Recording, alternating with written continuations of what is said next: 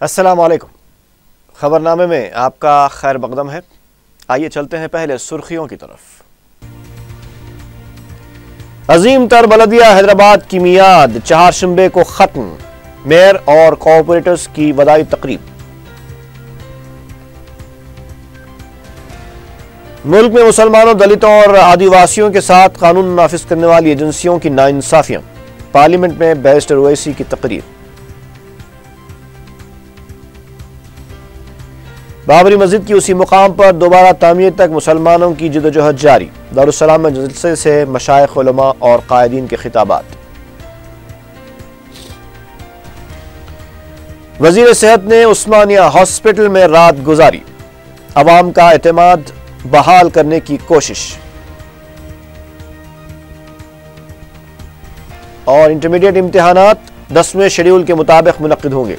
तलबा और सरपरस्त परेशान न हो, तेलंगाना के वजीर तालीम का मशवरा।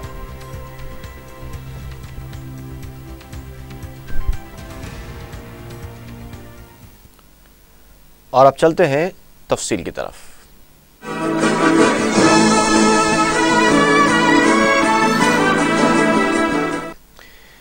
ग्रेटर हैदराबाद म्यूनिसिपल कॉरपोरेशन की मियाद 3 दिसंबर को खत्म हो रही है। बल्दिया के सदर दफ्तर में कॉरपोरेटर्स के लिए एक विदाई तकरीब का इनेकाद अमल में आया। तकरीब में मेयर मोहम्मद माजिद हुसैन, कमिश्नर सुमेश कुमार के अलावा तमाम जमातों के कॉरपोरेटर्स और ओहदेदारों ने शिरकत की। मेयर ने बताया कि उनका 3 साला दौर हर एतबार से बल्दिया और शहरियानों ने हैदराबाद के लिए अच्छा रहा। जब उन्होंने अपने ओहदे का जायज़ा लिया था उस वक्त कॉरपोरेशन खसारे में था और सालाना 300 करोड़ रुपए प्रॉपर्टी टैक्स वसूल होता था। टैक्स में इजाफा किए बगैर आज सालाना 1000 करोड़ रुपए टैक्स वसूल हो रहा है, जिससे शहर में कई तरक्याती काम अंजाम दिए गए। माजिद हुसैन ने तमाम कॉरपोरेटर्स और ओहदेदारों से इजहार तशक्कुर किया।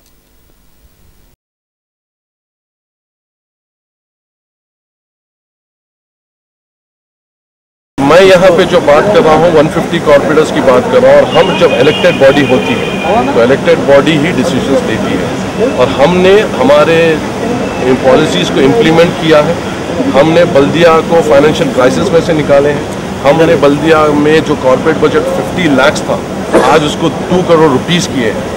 तो क्राइसिस तो डिस्कस करने 100 मिलेंगे, मगर बिल्कुल ये भी बात ये है कि ये 5 साल में इलेक्टेड बॉडी ने दिलो जान से काम करते हुए बेस्ट इक़दाम लिए हैं। आप सोचिए, एक टाइम था जब 400 करोड़ का ओवरड्राफ्ट था, आज हम ऐसा डिसीजन लिए हैं जहां पे 9 लाख फैमिलीज़ को प्रॉपर्टी टैक्स माफ़ करने का एक फैसला लिया, और जो गवर्नमेंट में पेंडिंग है। अब आप देखिए, जब ये अप्रूव हो जाएगा तो 9 लाख फैमिलीज़ को प्रॉपर्टी टैक्स माफ़ किया जाएगा। ये बहुत बड़े इक़दाम हैं जो GHMC में। वज़ीर आला के चंद्रशेखर राव 6 दिसंबर को दिल्ली रवाना होंगे। वज़ीर आज़म नरेंद्र मोदी की सदारत में इतवार को मुनक़िद होने वाले वज़राए आला के इजलास में के चंद्रशेखर राव शिरकत करेंगे। वज़ीर आला 2 या 3 दिन दिल्ली में क़याम करेंगे। अपने दौरे के दौरान वो रियासत को दरपेश मसाइल के सिलसिले में मरकज़ी कायदीन से बातचीत करेंगे। तेलंगाना के वज़ीर तालीम जगदीश्वर रेड्डी ने वाज़ेह कर दिया है कि तेलंगाना इंटरमीडिएट बोर्ड के तहत ही रियासत में इंटरमीडिएट इम्तिहानात मुनक़्क़िद किए जाएंगे। वज़ीर तालीम ने बताया कि ये इम्तिहानात 10वें शेड्यूल के मुताबिक मुनक़्क़िद होंगे। उन्होंने कहा कि तलबा और सरपरस्तों को परेशान होने की ज़रूरत नहीं है। वज़ीर तालीम ने इल्ज़ाम लगाया कि आंध्र प्रदेश में अवामी मसाइल पर तवज्जो देने के बजाय चंद्रबाबू नायडू तेलंगाना के उमूर में मुदाखलत कर रहे हैं। हैदराबाद के रुकने पार्लियामेंट और मजलिस इत्तेहाद मुस्लिमीन के सदर बैरिस्टर असदुद्दीन ओवैसी ने मंगल के दिन लोकसभा में मुल्क की जेलों में ज़ेर हिरासत मुसलमान, दलित और आदिवासी अफराद का मसला उठाया। उन्होंने वक्फे सवालात के दौरान मरकज़ी हुकूमत से सवाल किया कि मुल्क में मुसलमान, दलित और आदिवासी तबक़ात की जुमला आबादी 38.8% है, जबकि जेलों में 53% मुसलमान, दलित और आदिवासी कैदियों की शक्ल में बंद हैं। इन आदाद व शुमार से ये मालूम होता है कि कानून नाफिज करने वाली एजेंसीज ने किस तरह से मुसलमानों, दलितों और आदिवासियों के साथ नाइंसाफियाँ की हैं। उन्होंने बताया कि ज़ेर हिरासत मुसलमान, दलित और आदिवासी कैदियों और सज़ा याफ्ता कैदियों के फ़ीसद में नुमायाँ फ़र्क है। इससे ये भी पता चलता है कि मुस्लिम, दलित और आदिवासियों के खिलाफ झूठे मुकदमात भी दर्ज किए गए हैं। जब स्पीकर की जानिब से इस मसले पर आम सूरत हाल पेश करने की ख्वाहिश की गई तो बैरिस्टर ओवैसी ने कहा कि वो हुकूमत की जानिब से दिए गए जवाब की बुनियाद पर यह सवाल कर रहे हैं। रुकन पार्लियामेंट हैदराबाद ने कहा कि मुतल्लिका वज़ीर ने बड़ी ही होशियारी के साथ ये जवाब दिया है कि लॉ एंड ऑर्डर रियासत का मामला है। It is a fact that the Muslims, Dalit and Adivasis constitute 38.8% of total population of our country. But the fact also is that these three Muslims, Dalits and Adivasis also constitute 53% as under trials. Madam, these statistics reflect a serious and dangerous institutional bias among the law enforcement agencies. And the funny part, madam, is that their conviction rate is more or less the same, which clearly shows, madam, that all these fake cases are being registered against Muslims, Dalits and Adivasis. Because madam, if you see the statistics. In general. Madam, I am putting forward my question based on the answer that has been given by the government. Okay. Now the statistics are, madam, for example, look at this. 20% are Muslim under trials. Their conviction is not even 17%. My question to the Honourable Minister is, very cleverly in his answer he has stated that law and order is state subject. Isn't it true that the central government gives more than 700 crores, 800 crores as MPF modernization scheme, and one of the components of a MPF is to sensitize the police force to bring an attitudinal change in them. Why is it that after spending crores and crores of rupees on police modernization, you have not been able to bring an attitudinal change when it comes to Muslims, Dalits and Adivasis? What are the factors madam, you will get second supplementary. I'm concluding my first supplementary. Yes. What are the factors which the government feel that you have this highest number of Muslims and Dalits and Adivasis as under trials in the prison? Yes. मुश्तरका मजलिस अमल की जानिब से पीर की शब Darussalam में एहतजाजी जलसे आम बज़ीमन शहादत बाबरी मस्जिद मुनक़िद हुआ। इस जलसे से मशाइख, उलमा और कायदीन ने खिताब करते हुए कहा कि जब तक बाबरी मस्जिद की इमारत उसी जगह पर दोबारा तामीर नहीं हो जाती तब तक मुसलमान अपनी जिद्दोजहद जारी रखेंगे। शहादत बाबरी मस्जिद की 22वीं बरसी के मौके पर मुसलमानों ने बाबरी मस्जिद की उसी मुकाम पर तामीर का अहद किया है। दारुस्सलाम में मुनक़दा मरकज़ी जलसे एहतजाज से खिताब करते हुए उलमा, कायदीन और मशाइख़िन उज़्ज़ाम ने मुसलमानों को अपनी सफ़ों में इत्तेहाद पैदा करने की तलक़ीन की है। मेहमान मुक़र्रिर मौलाना डॉक्टर सऊद आलम क़ासमी, प्रोफेसर, अलीगढ़ मुस्लिम यूनिवर्सिटी ने अपने ख़िताब में आज़ादी से क़ब्ल और बाद फ़सादात के लिए फ़िस्ताई ताक़तों को ज़िम्मेदार करार दिया। उन्होंने कहा कि जिस तरह 1400 साल गुजरने के बाद मुसलमान शहादत हुसैन रज़ी अल्लाह तआला अन्हु को नहीं भूल सके, उसी तरह मुसलमानान हिंद बाबरी मस्जिद की शहादत को भी नहीं भुला सकेंगे।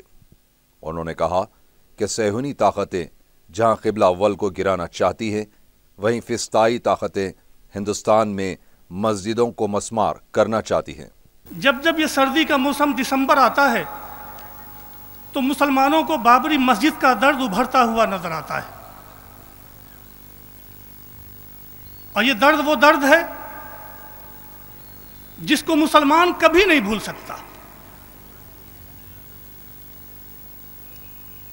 किसी बेगुनाह की जान लेना, किसी के माल पे नाहक डाका डालना, किसी की इज्जतों आबरू को बर्बाद करना, कुरान ने इसको जालिम कहा है।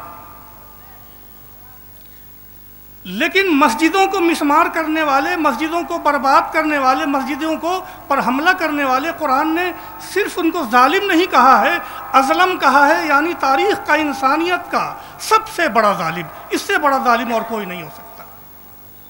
वमन अज़लम मिम्मन मना मसाजिद अल्लाह, उससे बड़ा अज़लम, उससे बड़ा जालिम कौन हो सकता है कि जिसने मस्जिदों से रोका और उसकी बर्बादी के लिए जद्दोजहद की।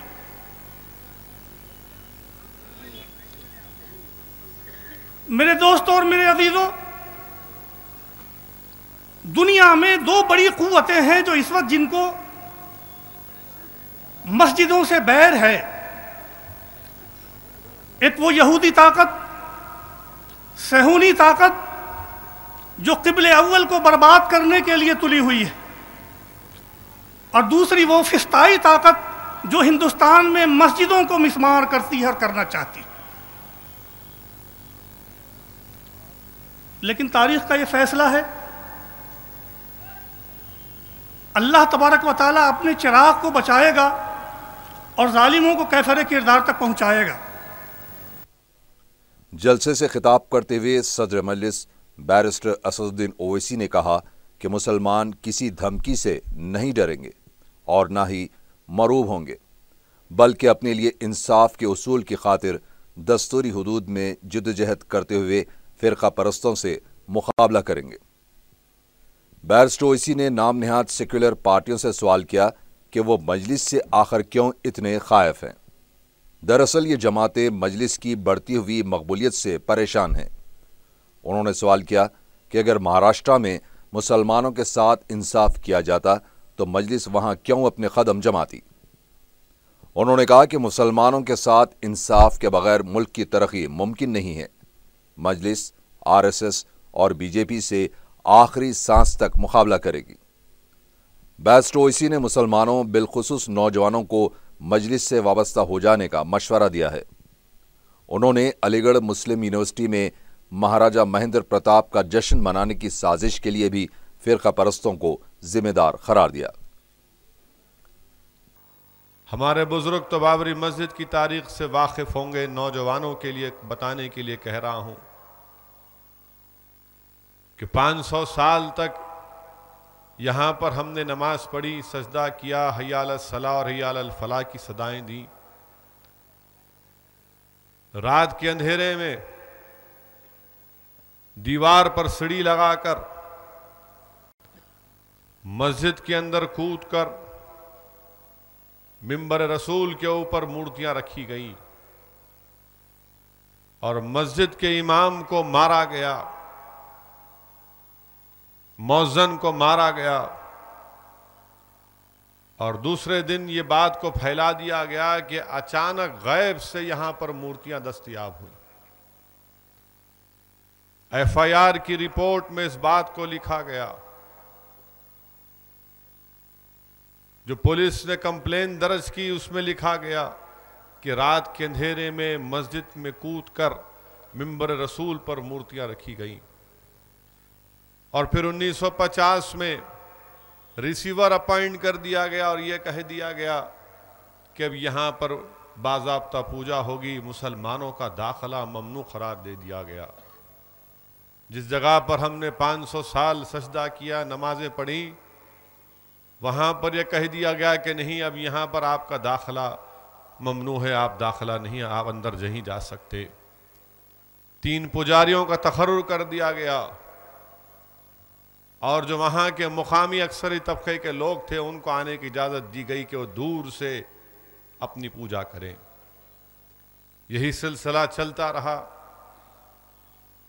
राजीव गांधी साहब के जमाने में ताले खोले गए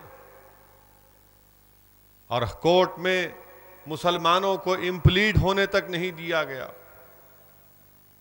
मामूली सी हियरिंग के ऊपर कोर्ट ने फैसला दे दिया। और कितना बड़ा फैसला दिया गया।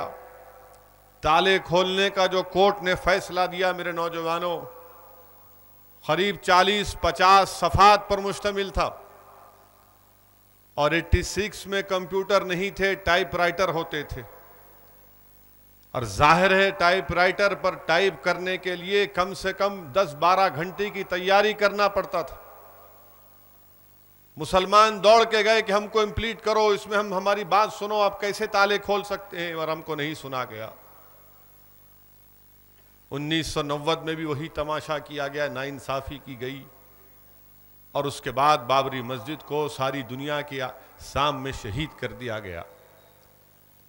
मेरे अजीज दोस्तों, हिंदुस्तान में मस्जिदें बन सकती हैं और बनती रहेंगी इंशाअल्लाह ताला, मगर याद रखो अगर मुल्क को बनाना है तो दोबारा बाबरी मस्जिद को वहां पर तामीर करना पड़ेगा।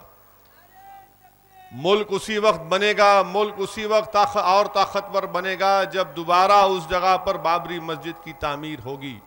ये इंसाफ का तकाजा है। जलसे से खिताब करते हुए मौलाना अब्दुल रहीम कुरैशी ने RSS, VHP और BJP से चैलेंज किया है कि वो अयोध्या में शवाहिद की बुनियाद पर राम जन्मभूमि के मुकाम को साबित करें। उन्होंने कहा कि मुकदमे के तमाम शवाहिद मुसलमानों के हक में हैं। हत्ता के गैर मुस्लिम माहिरीन आसार ख़दीमा ने भी गवाही दी है कि बाबरी मस्जिद की खुदवाई के मौके पर जो दीवार दस्तयाब हुई है वो ईदगाह या फिर मस्जिद की दीवार है। मौलाना ने इलाहाबाद हाई कोर्ट के फैसले को झूठा और बेबुनियाद करार दिया और सवाल किया कि अदालत अकीदे की बुनियाद पर फैसले कैसे सुना सकती है। हम आज इस जलसे अजीमुशान जलसे के अंदर हम ये ऐलान करते हैं कि हम बाबरी मस्जिद से किसी कीमत तक बर्दाश्त नहीं होंगे, किसी कीमत तक बर्दाश्त नहीं होंगे। कोई सूरत हो हम बाबरी मस्जिद पर अपने हक से दस्तबरदार नहीं होंगे और हम किसी के साथ समझौता नहीं करेंगे, किसी के साथ समझौता नहीं करेंगे। दूसरे, हम हुकूमत से मुतालबा करते हैं कि देखिए दुनिया की अगर तारीख पढ़े तो दुनिया की तारीख गवाही देगी। कौमों का उभरना और कौमों का मिट जाना इस बात की गवाही देगा कि जहाँ लोगों ने इंसाफ नहीं किया वहाँ उनके हाथ से हुकूमत चली गई, वहाँ उनके हाथ से हुकूमत चली गई। और अगर हिंदू ये समझता है कि उनको जो है मुसलमानों के दौर के बाद 1947 से इख्तियार मिला है और हुकूमत मिली है, तो उनको भी जानना चाहिए कि अगर उन्होंने इंसाफ से काम नहीं लिया तो हुकूमत भी इनके हाथ से छीन ली जाएगी। कैसा छीनी जाएगी हम नहीं कर सकते, लेकिन अल्लाह का उसूल है, यह खुदरत का कानून है कि जो कौमें इंसाफ नहीं करती उन कौमों से इख्तियार छीन लिया जाता है। और ये के साथ ये बाबरी मस्जिद का मसला, ये मसला ऐसा है कि साहब इसमें इंसाफ नहीं हो रहा है बल्कि इंसाफ का खून हो रहा है। इसमें इंसाफ नहीं हो रहा है, इंसाफ का कत्ल हो रहा है। ये जो है क्या बात है, आप क्यों समझौता करना चाहते हैं? क्या बात है, क्यों आप लियो दो की पॉलिसी करना चाहते हैं? क्यों नहीं आप इस बात का ऐलान करते कि खुद आपकी जानिब से जो खुदाइयाँ हो चुकी हैं उन खुदाइयों में साबित हो चुका है कि अयोध्या के अंदर रामचंद्र जी के ज़माने में कोई आबादी नहीं थी। इसका मतलब है कि रामचंद्र जी मौजूदा अयोध्या से कोई ताल्लुक़ नहीं रखते। आप क्यों इस बात का ऐलान नहीं करते कि साहब बाबरी मस्जिद जो बनाई गई किसी मंदिर को तोड़ करके नहीं बनाई जाए? हम पूछना चाहते हैं कि क्या बाबर जब हिंदुस्तान में आया तो हमारे हिंदू भाइयों के अंदर कोई हिम्मत नहीं थी, कोई मर्दानगी नहीं थी? क्या सब के सब जनखे हो गए थे? क्या हुआ था? अगर मंदिर तोड़ा गया तो कहीं तो एहतजाज होता, कहीं तो आवाज उठती। क्या बात है कि कोई आवाज नहीं उठी, कोई आवाज नहीं उठी। इस जलसे से मौलाना कबूल बादशाह कादरी शत्तारी, मौलाना सफ़ी अहमद मदनी, मौलाना सैयद शाह अली अकबर निज़ामुद्दीन हुसैनी साबरी, मौलाना जमालुर रहमान मफ्ताही, मौलाना सैयद निसार हुसैन हैदर आखा, मौलाना महफूजुर रहमान फारूकी, मौलाना सैयद मसूद हुसैन मुज्तहिदी के अलावा महाराष्ट्र के मजलिसी अरकान असम्बली इम्तियाज़ जलील और वारिस पठान ने भी खिताब किया।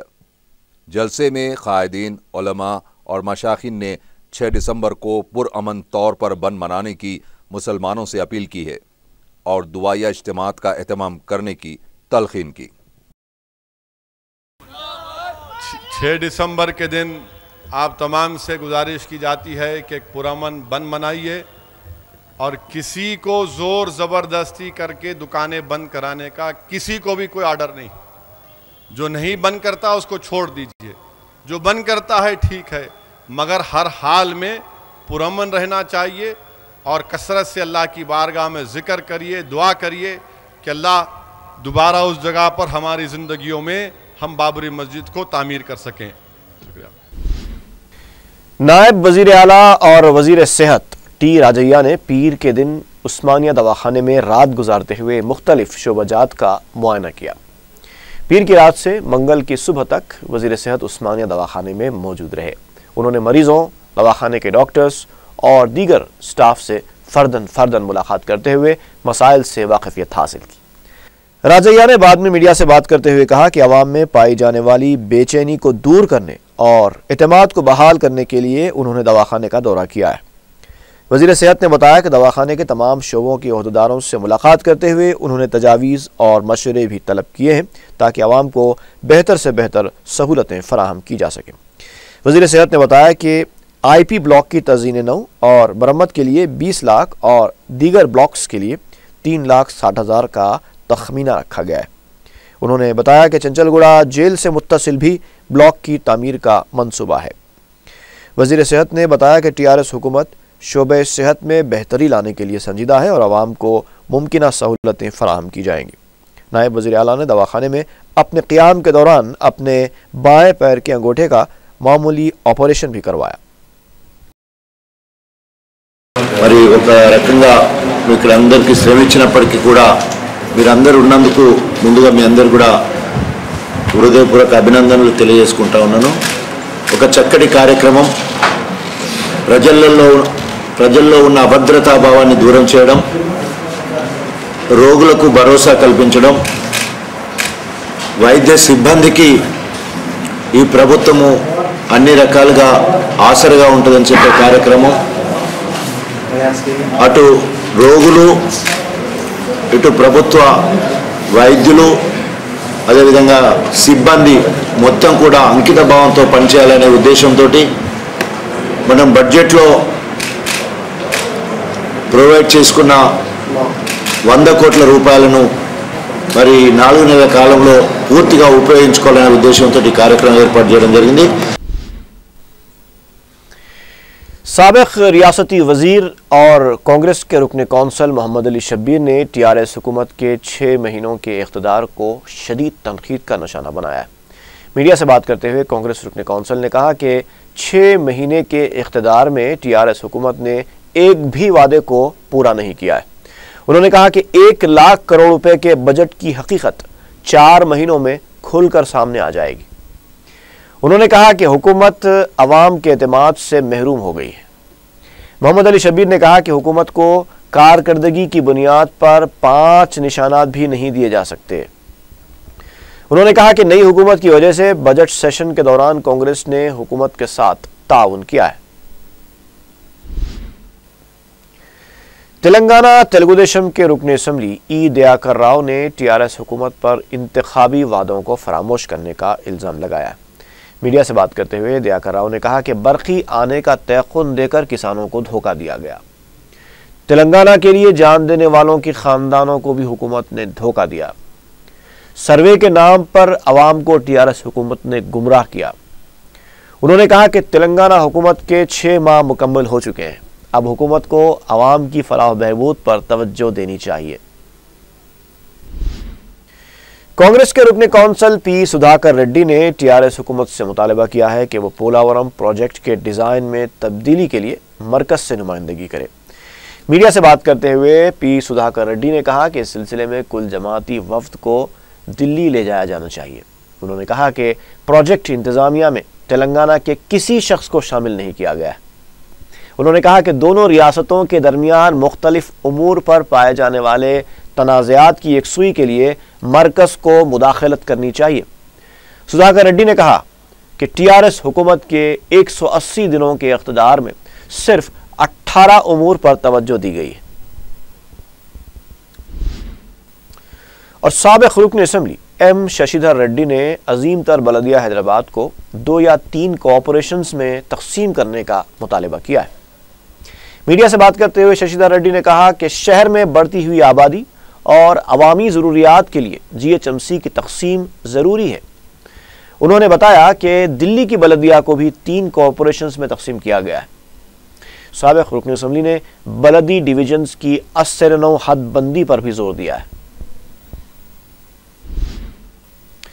रुकन असम्बली चार मीनार सैयद अहमद पाशा कादरी ने बलदी हल्के घासी बाजार में कम्युनिटी हॉल की तामीर का संग बुनियाद रखा। मुताल्लिक़ा रुकन बलदिया रंजना देवी गोयल और मकामी मजलिसी ज़िम्मेदार मुस्तफ़ा अली मुज़फ़्फ़र के हमराह रुकन असम्बली ने 11 लाख रुपए की लागत से तामीर किए जाने वाले कम्युनिटी हॉल के संग बुनियाद के मौके पर बताया कि इस कम्युनिटी हॉल से आवाम को छोटी तकारीब के इनेकाद के लिए सहूलतें फराहम होंगी और तलबा भी इससे मुस्तफिद होंगे। ये घासी बाजार बल्दी डिवीज़न में आज कम्युनिटी हॉल का इफ्तिताह का फाउंडेशन स्टोन रखा गया। हमारे एरिया की कारपोरेटर रजना देवी गोयल साहब जैसे इसकी मंजूरी हासिल करे और तकरीबन 11 लाख रुपए की लागत है इसका एस्टीमेट अमाउंट, और इंशाल्लाह जल्दी ये काम की तकमील होगी। यहाँ के लोगों को इससे सहूलत होगी। कम से कम छोटे मोटे तकारीब यहाँ पर कर सकते हैं, या नौजवानों के लिए कोई स्टडी के तौर पर रीडिंग रूम या जो भी है यहाँ पर बाद में तय किया जाएगा क्या रहेगा। लेकिन एक बल्दिया की तरफ से एरिया कारपोरेटर नुमाइंदगी करके 11 लाख रुपए की लागत से परमिशन लिया, जिसका फाउंडेशन स्टोन रखा गया। और याकुतपुरे के रुकन असम्बली मुमताज़ अहमद खान ने जोनल कमिश्नर बलदिया के साथ बलदी हल्काजात चिंचलम के मुख्तलिफ मोहल्लाजात का दौरा किया और आवाम को दरपेश बलदी बरक़ी और आबरासानी मसाइल का जायज़ा लिया। उन्होंने बाज़ मकामात पर सीवरेज लाइन की वजह से गंदे पानी बहने की शिकायत पर बरहमी का इज़हार किया। मुमताज़ खान ने बताया कि मजलिस इत्तेहाद मुस्लिमीन ने याकुतपुरे में करोड़ों रुपयों के तरक्याती काम करवाए हैं और ये सिलसिला अब भी जारी है। उन्होंने आवाम से अपील की कि अपने बलदी और दीगर मसाइल के हल के लिए मजलिसी जिम्मेदारों से रुजू हों।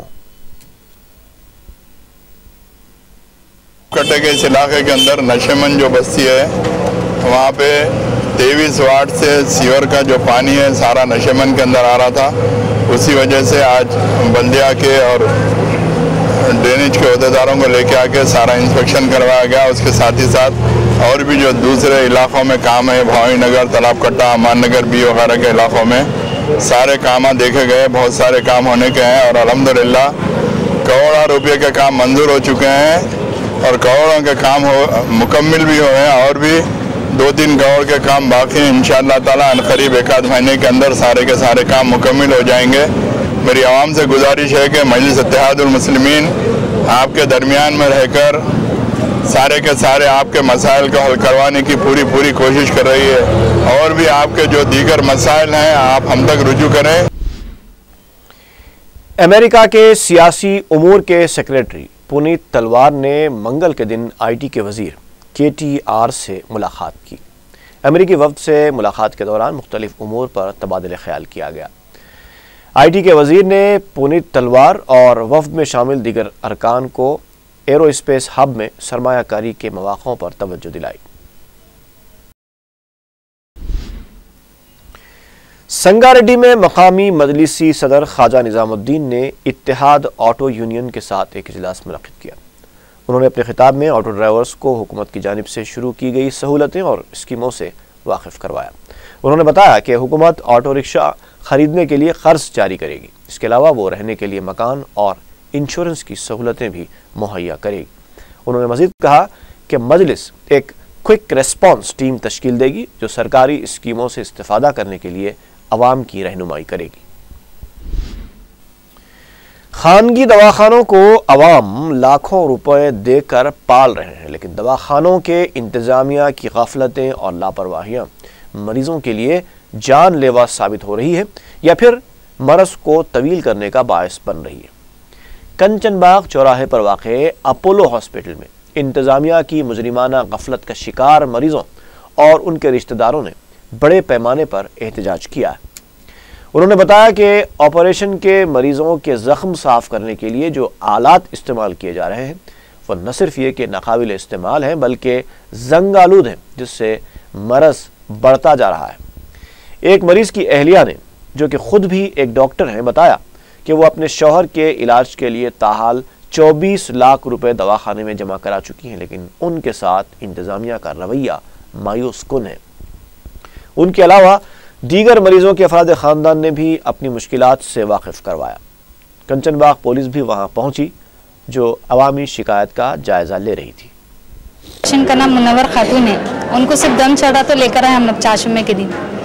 थोड़ी देर में कम हो जा रहा, फिर एकदम से तेज़ हो जा रहा। जब डॉक्टर को हम लोग कंसल्ट करने जा रहे तो कोई डॉक्टर ही नहीं है ड्यूटी पे, आ रहे नहीं, चेक नहीं कर रहे इनको। पूरे बच्चे भी देख रहे, इधर भी देख रहे, तो कोई आके चेक ही नहीं कर रहे इनको। अब बोल रहे हैं उनके पूरे टेस्टां कराए, पूरे नॉर्मल निकले, हार्ट कराए, लंग्स का कराए, BP, शुगर सब नॉर्मल है। अब बोल रहे कैंसर हो गया बोल रहे हैं उनको। जब से हम लोग अपोलो में 3 मरतबा एडमिट हुए अभी तक के, अपोलो में हम लोग काफ़ी लाखों रुपए 20-22 लाख से ज़्यादा का हम लोग बिल पे कर चुके हैं अपोलो में। तो ड्रेसिंग ट्रे का पोजीशन इतना ख़राब था, ड्रेसिंग ट्रे, तो वो ड्रेसिंग ट्रे देख के मैं रख ली, मैं नहीं, मैं अपने पास से ला के कर लेती हूँ। अंबरपेट में एक सोसाइटी की जानिब से ख़वातीन और लड़कियों के लिए रोज़गार से मरबूत कोर्सेस का एहतमाम किया गया था, जिसका इख्तिताम अमल में आया। नायब वज़ीर आला महमूद अली के हाथों कामयाब ख़वातीन और लड़कियों में असनाद की तकसीम अमल में आई। नायब वज़ीर आला ने इस मौके पर TRS हुकूमत की 6 माह की कारकर्दगी की सताइश की। उन्होंने कहा कि सालों से ज़ेर इल्तवा कामों को TRS हुकूमत ने 6 माह में मुकम्मल किया है। मजलिस के कोऑप्शन मेंबर जानी मियाँ ने 25 लाख रुपए लागती हाई मास्ट लाइटों का इफ्तिताह अंजाम दिया। मज़कूरा लाइट्स रहमत नगर डिवीज़न, कारमिका नगर के अलावा श्री राम नगर में लगाई गई है। जियागुड़े के इलाके में एक मकान से 8 तोले के तिलाई जेवरात और 1.5 किलो चांदी के जेवरात के अलावा नकद रकम 50,000 रुपए का सरखा कर लिया गया। मुतासरा ख़ानदान के एक फ़र्द ने मीडिया को बताया कि घर के तमाम अफराद पीर की शब एक तकरीब में शिरकत करने के लिए गए थे। मंगल की सुबह घर पहुंचे तो दरवाजे का कुफल टूटा हुआ था और तमाम अशिया बिखरी पड़ी थी, जबकि अलमारी से सोने और चांदी के जेवरात के अलावा नकद रकम गायब थी। कुलसुमपुरा पुलिस ने एक केस दर्ज कर लिया है। खबरनामा खत्म करने से पहले एक बार फिर नजर डालते हैं सुर्खियों पर। अजीम तर बलदिया हैदराबाद की मियाद चारशंबे को खत्म, मेयर और कॉर्पोरेटर्स की वदाई तकरीब। मुल्क में मुसलमानों, दलितों और आदिवासियों के साथ कानून नाफिज करने वाली एजेंसियों की नाइंसाफियां, पार्लियामेंट में बैरिस्टर ओवैसी की तकरीर। बाबरी मस्जिद की उसी मुकाम पर दोबारा तामीर तक मुसलमानों की जदोजहद जारी। दारुस्सलाम में जलसे से मशाइख, उलमा और कायदीन के खिताबात। वजीर सेहत ने उस्मानिया हॉस्पिटल में रात गुजारी। अवाम का एतमाद बहाल करने की कोशिश। और इंटरमीडिएट इम्तिहानात 10वें शेड्यूल के मुताबिक मुनक्किद होंगे। तलबा और सरपरस्त परेशान न हो, तेलंगाना के वजीर तालीम का मशवरा।